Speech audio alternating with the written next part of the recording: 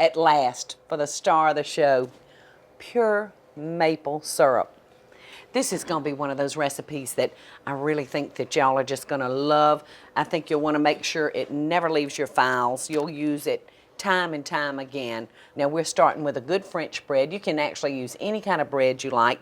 And we're going to slice it about an inch thick on the bias. The great thing about this recipe is get the work out of the way before your family and friends get there. And with this dish, you'll always want to start with a generously buttered dish. So we're going to start by just layering our French bread kind of at an angle, and we're going to kind of tuck it in together. It'll probably take about a 13 to 16 ounce loaf of French bread.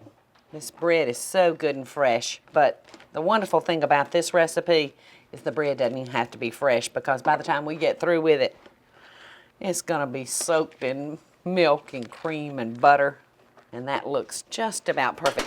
And the rest of this bread that you have left over, it'll make great breadcrumbs or even croutons. Now we're going to make the custard to go over this, and this is so very simple.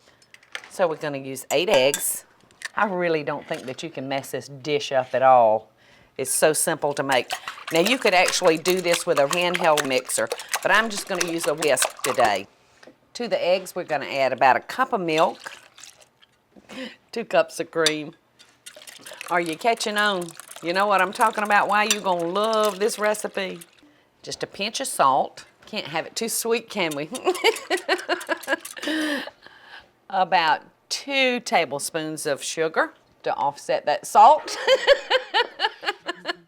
And let's see, we're going to use about 1/4 of a teaspoon of cinnamon, 1/4 a teaspoon of nutmeg. This little machine is just the handiest thing. And about a teaspoon of pure vanilla extract. We're just going to whisk that all together.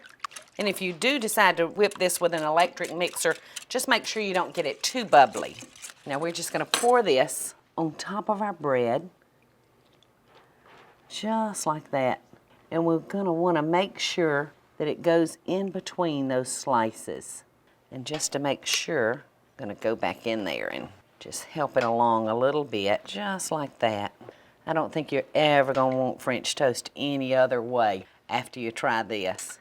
Now all we're going to do now is cover this with foil, put it in the refrigerator overnight, and pull it out and bake it tomorrow morning.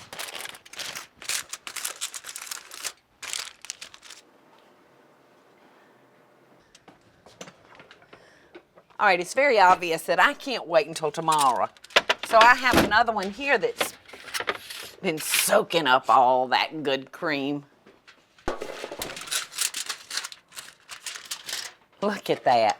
And all we have to do now is make our praline sauce. And we're going to use about 1 cup of light brown sugar, about 2 tablespoons of white corn syrup, 1/2 teaspoon of cinnamon, another 1/2 teaspoon of nutmeg, and we're going to take, don't be surprised, 1/2 pound of butter, mix in there with it. And you'll want to make sure that your butter is nice and soft. This is our praline sauce. It's going to cover our French toast and give it a nice crunchy topping. And just to make sure it's good and crunchy, we're going to add a cup of pecans to it. All right, we've got that all smoothed out now. We're going to just put this on top of our French toast. I'm going to drop it, and then I'll come back and spread it. You know, this is maybe not one of those dishes that you'd want to eat every morning. All right, we're just going to smear that on just like we were frosting a cake. This is really too good to be true. Pralines and bread in one dish. I can't hardly stand it. It's ready to go into the oven. We're going to put it in a 350-degree oven, and we're going to let this cook for 35 to 45 minutes. But guess what? I'm 1 step ahead. I have one ready.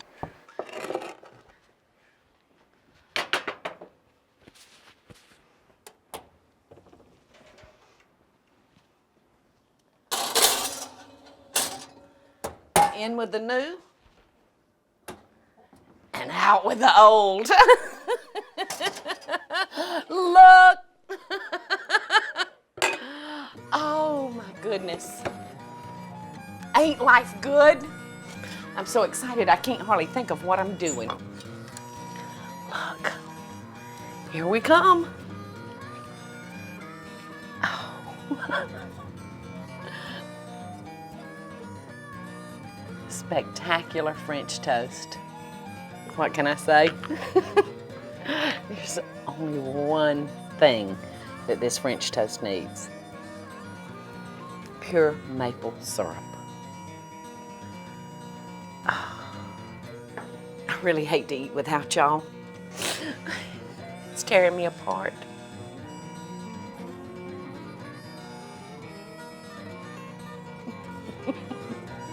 I'm sorry, but I have no words. You're just gonna have to make it.